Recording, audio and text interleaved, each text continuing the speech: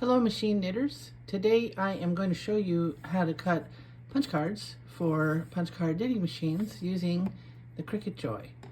So the Cricut Joy is a new sort of baby cutting machine, and punch cards fit pretty much exactly into it. I mean, it seemed like it was almost made to cut punch cards for us, with some exceptions. So first of all, this punch card, it did not cut in the Joy. I cut this on a Silhouette Cameo, and you can see I'm able to cut, draw things on it as well as cut. And I'm also able to draw the guide holes for the belt and the little holes here that you have at the top and the bottom where you would put those little clippy things on when you go around like this.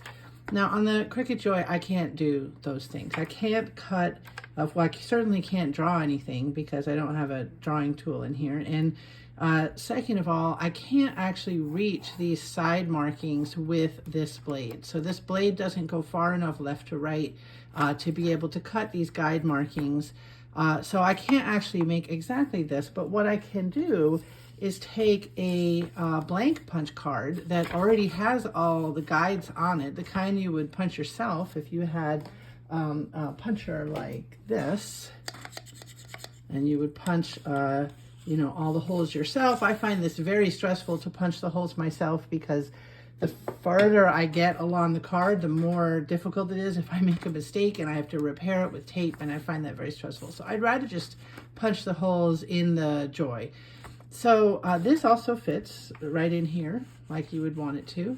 And if I get the light cutting mat here, the light grip cutting mat, the long one, I swear to you, it really seems like they designed this specifically so that we could cut punch cards. So I was determined to make this work. And with a few hassles, you can actually make this work. So one is that, you know, this all does fit into here, but this blade, when it's on the other side, it doesn't go over quite as far because of this blue thing. And so it's really hard to cut all the way over in this last hole. So when you line up the card, you're going to make this side flush, and this side is going to poke over just a little bit, like that much or something off the side. And sometimes that makes a problem over here, but you just try to deal with that. And then also when I'm in the design software, I'm going to push all my designs that way as far as I possibly can so I can get all the way to this side. There's another problem though, which is, so that helps with the width. That helps me get it in here. And that is almost exactly the width that I need. The cutting area here is almost exactly the width I need to cut this card. But this direction is a bigger problem, because if I measure the top of the last dot in the last box and the bottom of the dot in the first box, that's just slightly bigger than 11.75. And 11.75 is the maximum height that the software for the Cricut Joy will realize that I can cut it on this mat. So I know it fits on the mat, and it looks like I could cut all the way up and down. But if I want to use this mat, and I do because I need very much to be able to align where my cuts happen, then I can only go up to 11.75. So I tried various solutions, and what I ended up doing is actually just cutting off the tops of the circles on the last row here. So I end up making circles that look, you know, like this, right? They have like the top cut off just a little bit. I mean, it was so close. And that works. And if you want, you can punch through those holes later if you want. And all that is great, except when you're doing the cut, you know, it really matters where you place this card. Like how high or low this card is going to determine whether the holes actually go in these little boxes, and they really have to be spot on.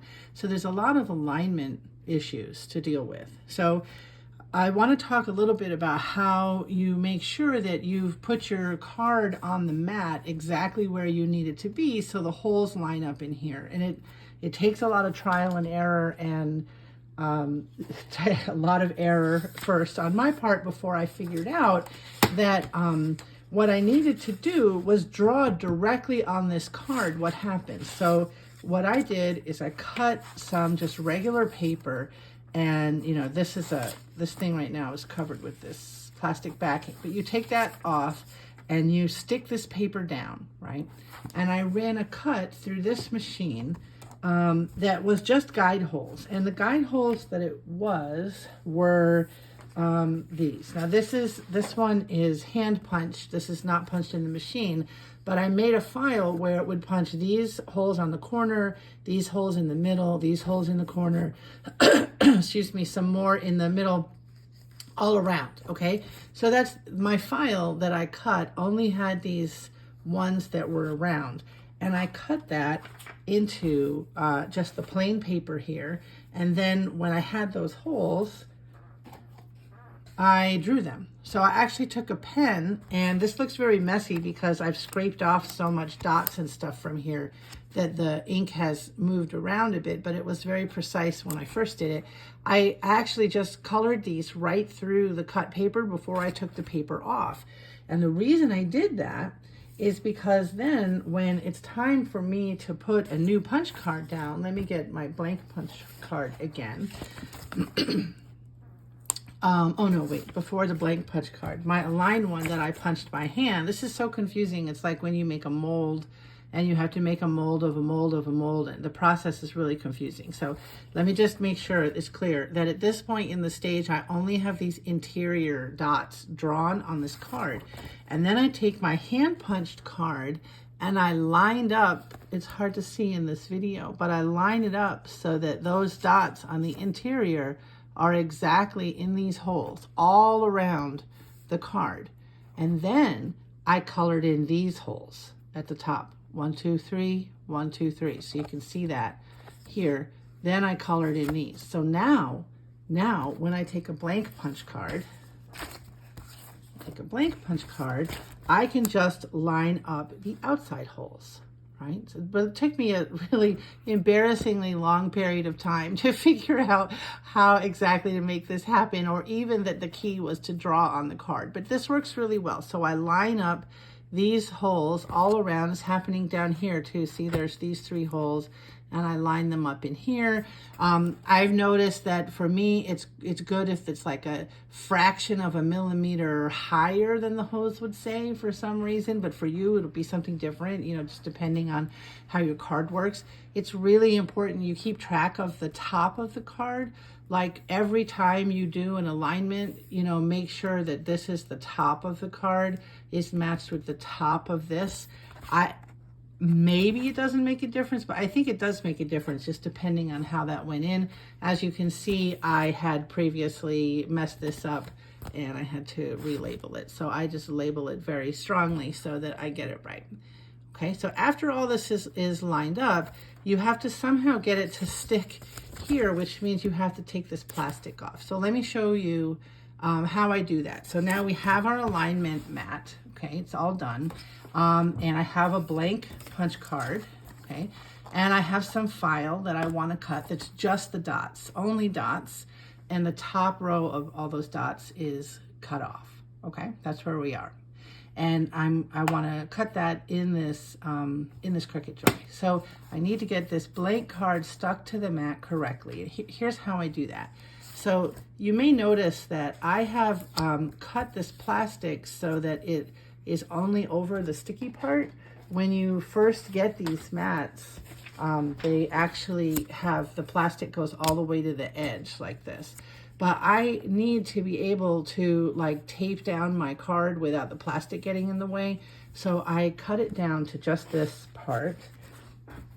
And you know, the reason I need the plastic here is because otherwise I can't slide the card around while I'm aligning it. So what I'll do is I'll align this. I would certainly be doing this like carefully down here if I was doing it for real, but I'll just do it, you know, in the air here.